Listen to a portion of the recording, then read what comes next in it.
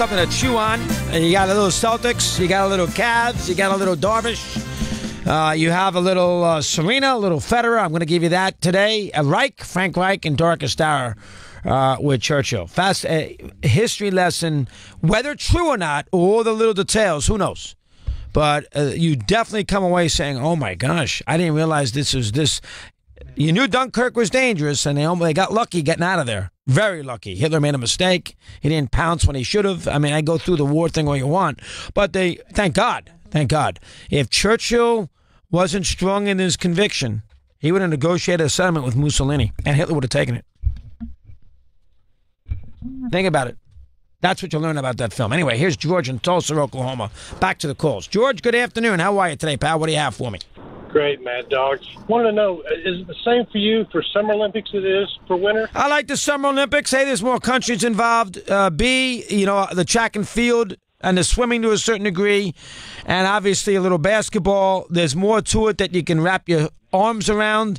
The sports are more common, where you know the rules, you know how many heats there are, you know how a basketball game works, the swimming, the heats, these sports that I'm watching right now. It's very, very gate points, win points, distance.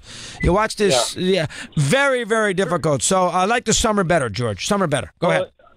Been an attendee in '84 in L.A. and watching the closing ceremonies was just breathtaking, and being around Carl Lewis and what all he achieved, and back again in '96 with Johnson and his achievements in track and field. Never really liked winter myself. So you went to both those? You went to Seoul in '88? No. '84 in L.A. Yeah, you went to L.A. Right? Okay. Atlanta '96. Yep. Okay. 2002 Salt Lake. So you went to all the ones in America. Good for you. Yeah, exactly, because it was close and it was more convenient. And I'd never been to a winter before, and taking that in was just, it was breathtaking. I tell you, go talk to Bob Ryan. Bob Ryan says the Salt Lake, despite the bribery, Bob Ryan says the Salt Lake Olympics were great, beautifully run. Well, I never really was a winter fan until seeing that.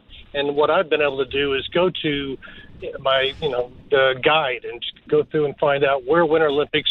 It'll pull up CNBC, MSNBC, NBC Sports, and a DVR overnight, and then you can go through and fast forward to the sports that you like.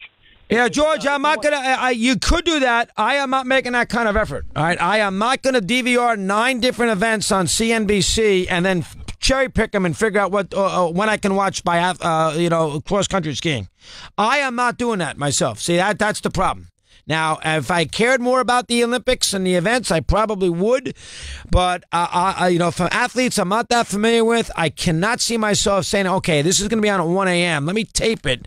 And when I get up in 7 hours, I'll make sure I sit there with my Cheerios and watch it. I can't do that. Not with the Winter Olympics. All right. I don't do that with giant baseball. I didn't do that with giant baseball games in my heyday. I can't do that, tape them and watch them the next morning. Now, I cannot do that now. Here's Mark in Maryland. Let's talk to him. Mark, good afternoon. How are you today? What do you have for me? Hey, Chris, I was going to talk about the Olympics, but since you brought up the Celtics, I'll give you my starting 5 of the all-time. Not necessarily the 5 best, but the team.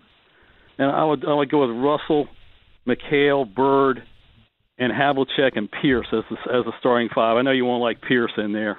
I wouldn't put it. Let's rank them. I think that's an easy way to do it. All right, the greatest Celtic of all time is Russell.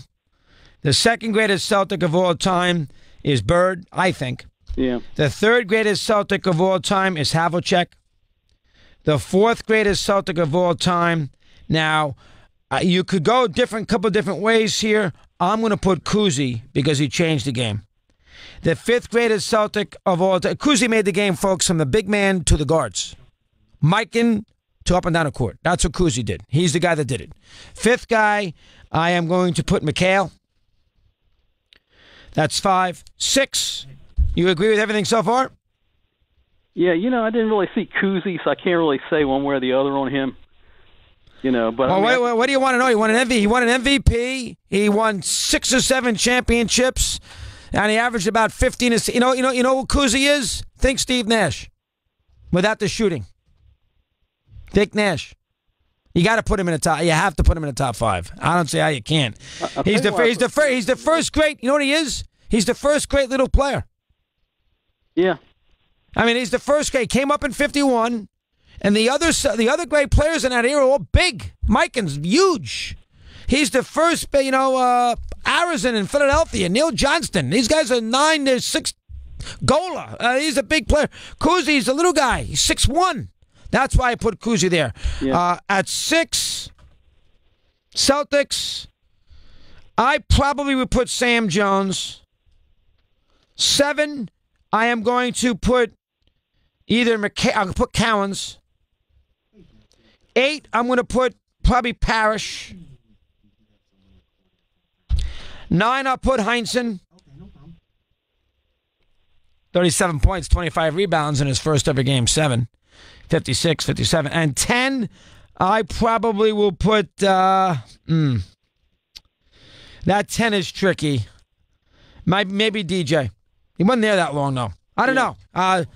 I'm not sure where I go with those top 10. I mean, so your 5 would be Russell, Bird. Who are your other 3? Yeah, Mikhail, Havlicek, and Pierce. That's as a starting team, not necessarily the best 5.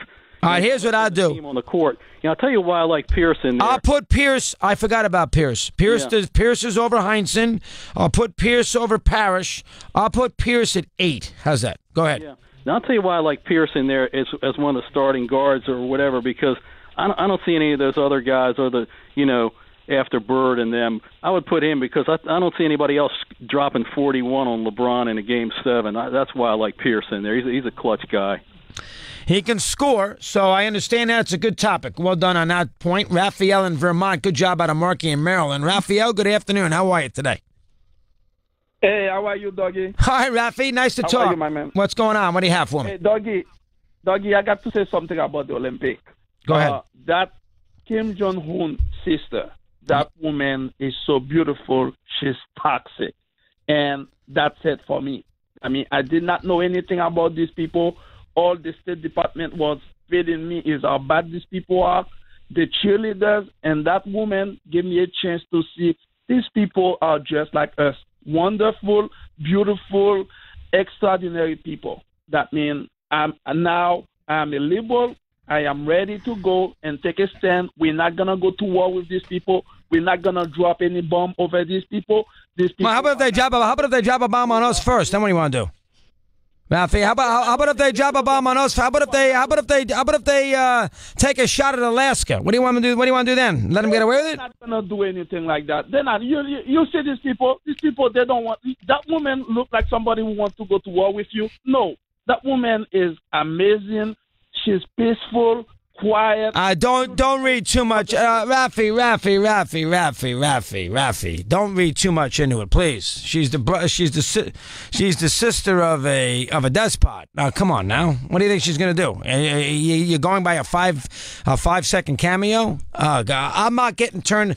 I am not going to be swayed by the fact that North Korea is looking at this as a PR deal. Lessen it, get people off their back a little bit. Maybe they reduce their economic sanctions. We can continue to build nuclear weapons, but we'll go out there. We'll show we care. We'll go to North Korea. We'll do all the good things, and maybe the Chinas and the Japans and all these countries will give us a little break with the economic sanctions, including the U.S. I'm not buying it. Update time. Dan Lang, half past. We continue. Mad Dog.